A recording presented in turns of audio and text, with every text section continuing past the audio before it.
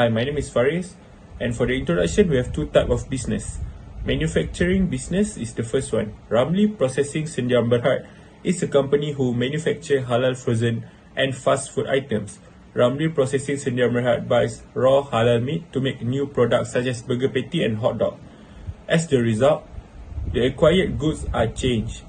Costs for labor, overhead and raw materials are all included in the production process. The good produced will then be sold to customer. The second one is logistic and forwarding agents. Ramli Halal Logistics Sdn Bhd also developed warehousing business such as storage and shipping of various goods. Ramli Halal Logistics Sdn Bhd also provide logistic consulting such as inventory management and order management. In addition, they also undertake temporary staffing and outsourcing related to logistics. Some background history of the company. In 1984, Dr. Haji Ramli Mokni and his wife Datin Hajah Shalasia Abdul Manap created Ramli Food Processing Sdn Bhd. The company history dates back to 1979 when Dr. Haji Ramli and his wife originally began their business by selling hamburgers at street food stands, which called Smart Dory. He was simply a butcher in a market at the time, which made him more interested in origins of the meats and whether they were halal or not. He becomes determined to provide all Muslims in the nation with halal and approved meat sources, which prompts him to come up with the concept of establishing larger and trusted company. And these are type of product produced by Ramli Processing Sdn Bhd. We have burger patty, frankfurter and cocktail. Economic concept. Scarcity related to desire that are limitless, but the resource available to satisfy them are limited. Ramli economic unit is firm. They are need to maximum their profit. Scarcity was a universal problem that had been faced Ramli in order to fulfill their need. The first factor production is land. Land was a nature resource. For example, Ramli used many types of animal to make their own product, which is burger. But animal were limited resource. Ramli need to make sure that they can get enough resource for animal. They also need a capital to make sure that they can get enough resource. This is a production factor for Ramli because it is limitless with limited resource. Need cannot be fulfilled. The second factor production is labor. Labor refers to people contribution to the production of other goods and service. Ramli must have labor to make sure their company can operate well for their customer. For example, they will need experienced individual to organize and plan the company operation, as well as unskilled people to ensure that plan runs successfully. The third factor production is capital. Capital was referring to human resources that are utilized in the production of other product and service. Such as Ramli need a factory to make sure their product operate. Ramli also need a machinery and raw material to produce their product. That's why Ramli must maximum their profit for the company to make sure everything goes well. The last factor production is entrepreneur. Entrepreneur is defined as a person's capacity to combine land, labor, and capital to generate goods and service. Ramli is their founder and also their managing director, which is Datuk Dr. Haji Ramli bin Mukni. The managing director need to take the risk of anything bad that will happen in company. The second basic economic concept is choice. When the company have their scarcity, they have to make choice. They can't get all what they want, so they have to choose from the available alternative. Such as Ramli need to choose between to buy more machine or to hire more labor. They also need to choose between provide their product to company A or company B when they have a limited product. Last basic economic concept is opportunity cost. Opportunity cost can be defined as the second best alternative that has to be forgone for another choice and will give more satisfaction. For example, Ramli need to choose between company A and company B to provide their product when they have a limited production. If they choose company B to supply then the company B will be their opportunity cost. The first basic economic problem is what to produce. Ramli must choose either they want to produce beef burger or chicken burger. For example, Ramli need to know their customer love which the most, either beef burger or chicken burger. When they do research about that, the company will know which one is need to produce more because the product demand is high. Second basic economic problem is how to produce. Ramli need to choose whether to make a labor-intensive or capital-intensive product. Ramli need to choose capital-intensive since they were a large corporation. They can use the traditional method anymore. Next is how much to produce. Ramli needs to keep eye on the market demand to ensure that they have enough supply. Ramli needs to make sure that they can produce more product because they were known as Raja Burger in Malaysia and they had to export their product all over South Asia. They also give business opportunity to over 30,000 Malaysia micro entrepreneur. That's why Ramli needs to know how much burger that they need to produce per day to make sure they can fulfill their demand. Last basic economic problem is for whom to produce. Ramli Burger needs to aware that the product they can produce will bought by whom. For Ramli, the target was all people, no matter what religion or age. This is because their product is suitable for all people around the world. Definition of demand. Demand is defined as the ability and willingness to purchase particular quantities of commodities at a specific price during a specific time period. Ceteris paribus is a Latin said keeping other aspect constant while some things change. Want or wish are not the same as a demand. A simple want or desire for a thing will not result in a manufacture and distribution. A person who wants or desire a product must be able to purchase it and willing to pay for it. Only then is that deserve referred to as a demand. Demand schedule and demand curve. A demand schedule is a table that shows the quantity demand at each price, and a demand curve is a graph that shows the quantity demand at each price. A demand schedule for a product is a list of the quantities that a buyer is willing to buy at different price over a specific time period. The demand schedule shows the price and quantity desired in a functional relationship. Other demands determinants such as income, tax, and the price of comparable commodities are presumptively considered to be a constant as well. Table 101 shows the quantity of Ramli Burger demand at each price level. The above demand schedule can be shown in a diagram to show how we obtain the demand curve. Figure 1 on 1. The demand curve divides the relationship between the quantity of Ramli burgers demanded and their price. If all other factors remain constant, due to the inverse relationship between price and amount demanded, the demand curve must be sloped downwards. Price elasticity of demand. Price elasticity of demand measure that sensitivity or responsive of quantity desired to change in its price. Ramli is a corporation that contribute to the food industry by manufacturing culinary products such as a burger beef and chicken burger. They are competing with other business to persuade people to purchase their goods. As a consequence, their selling items are categorized by elastic demand depending on the degree of price elasticity of demand. Like situation during COVID-19, most people, including those who work from home, must stay at home during lockdown. People who work from home rarely have time to clean their dishes. Most of them drawn to easy-to-cook instant or frozen food. As a result, Ramli respond by reducing the price from 8 ringgit to 7 ringgit 40 cents.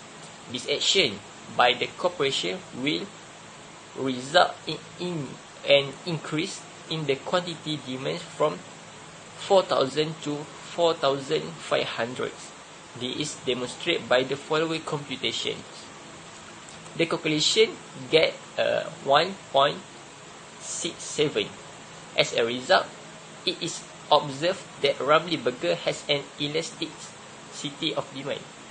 Because the price elasticity of demand is more than 1, a small percentage change in a product price result in higher percentage change the quantity demanded.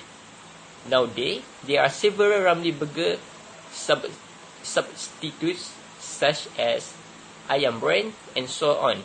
Ramly burger, on the other hand, is likely to be very elastic in terms of prices.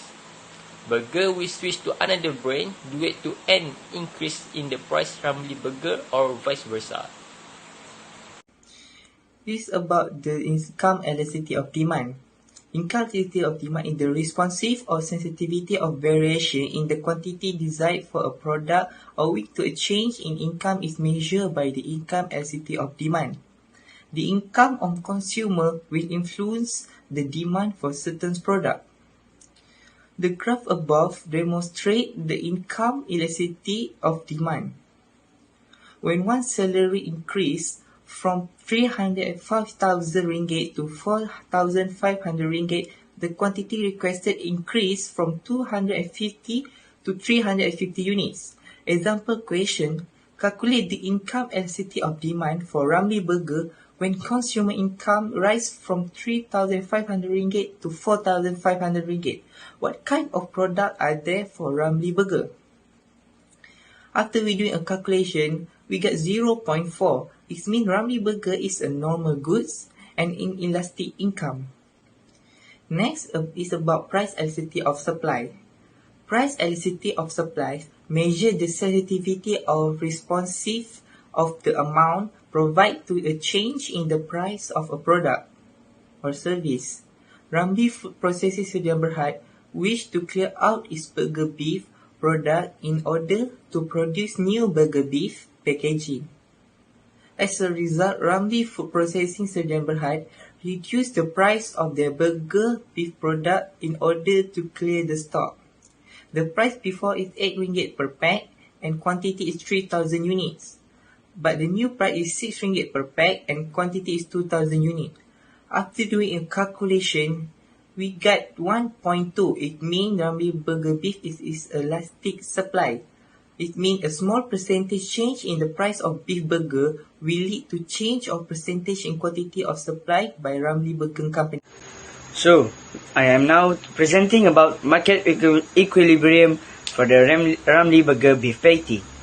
So, basically, market equilibrium is where the quantity and the demanded and the quantity supplied are equal. And it causes the price and quantity have no tendency to be changed. So, as you can see in the graph there, it shows about the market equilibrium for Ramly beef patty. The equilibrium occurs when the demand curve for Ramly beef patty and supply curve for Ramly beef patty is intersect. The points E indicates the equilibrium price and the equilibrium quantity.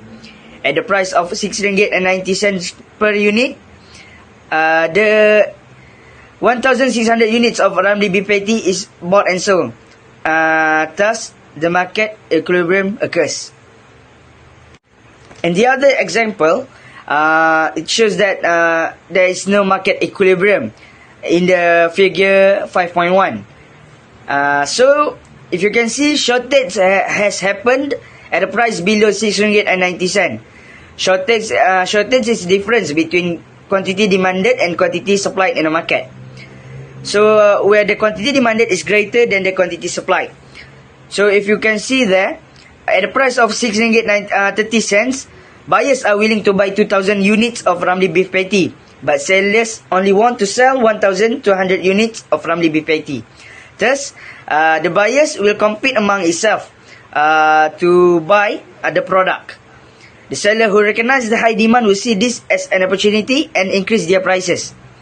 As the prices rises, the quantity demanded by the buyers will decrease and the supply by the sellers will increase until it reaches an equilibrium where there is no shortage. Yes. So, the same happen when at the price of 6 ringgit and 90 cents, where the quantity supply is greater than the quantity demanded. And if you can see there, buyers are willing only to buy 1,200 units of Ramly beef patty, but the quantity supplied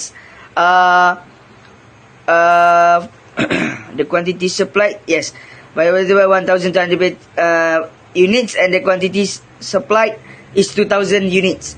So there is surplus of 800 units of Ramly beef patty. So at this point, sellers will compete among themselves to finish their product, and so they need to increase to compete to increase their prices down. The seller who have the lower price will finish their product first, and the highest price will have to keep their stock. So that's all for the market equilibrium. So the government controls the market for certain goods. Actually, it is because, like the product itself, product Ramly beef patty, the beef is the main raw material that needs to produce the product. However, the government only determines the price, not the price mechanism. So basically, there are two types of prices and control, which is the ceiling price and the floor price. As you can see in the graph, there, fixing the price below the equilibrium level creates shortage. The shortage results because the quantity demand is more than the quantity supply. In celebration like Idul Fitri, Idul Adha, and the school holiday, products like even the product like Ramly beef patty are very high in demand, as majority of Malaysian citizens are celebrating this type of like Idul Fitri and Idul Adha, and even the school holiday will be more high in demand. So the seller, if the quantity demand is rises, the seller will put higher prices and lower the quantity supply to increase their profit. So when government service indicate these prices of essential commodities are likely to increase, the government will impose a ceiling price on the product. The price will be set up below the equilibrium price, so the seller will not allow to increase them. With a ceiling price, consumer can buy products at lower price. This is benefit from consumer's perspective. If you can see in this graph, if the equilibrium price of 360 gram of Ramly beef patty is RM 6 ringgit 90 cents, the ceiling price is 5 ringgit 90 cents per 360 gram. So consumer will benefit by RM 1 ringgit per 360 gram of Ramly beef patty. For the conclusion, Ramly burgers are one of many go-to for supper. Whenever they are craving for something greasy and moist, Ramly burgers are an all-time Malaysian favourite, and their patties have been enjoyed by many generations. It's hard to imagine Malaysia without Ramly today, but back then, even the government could not predict how far can this business go. 2 years after beginning to make patties at home, Ramly had established a business. He was successful in opening a 100,000 square foot facility at Bandar Tun Razak in 1984. Ramly discovered after 5 years that despite having reached the factory maximum production level, demand was still rising. They moved to a larger factory in Batu Cave that was around 3 acres because he realized he had to meet those requests. They increased their daily production from 100,000 patties to 1 million burgers thanks to the larger plant. Along with their patties, they also began serving nuggets, sausages, meatballs, minced meat, and other items. However, their expansion outside the Batu Cave plans wasn't end of it.